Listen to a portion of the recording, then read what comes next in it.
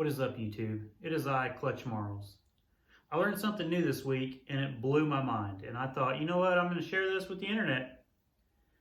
So when I go to remove one of these derby engines, whenever I got down to the fuel lines, if they were metal, I hit them with a Sawzall.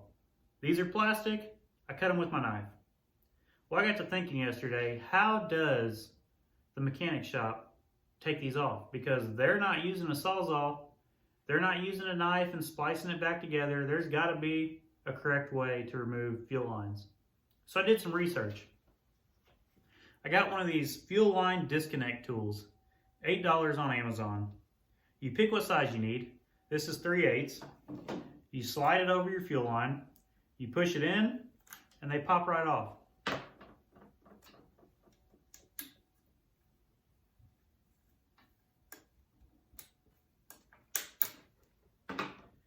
That is quicker than a Sawzall, and you didn't have to steal it from work. And when you're done, you want to put them back on, it just pops right in. Let me know in the comments how you guys have been taking your fuel lines off, because I feel there's a lot of people that don't know about this. It blew my mind. Hit subscribe while you're at it, because I'm still trying to get enough subscribers that I can quit my job. That number's got to be close to like 1 million. We're at 415. Not quite there yet. Not even halfway. Y'all have a good weekend.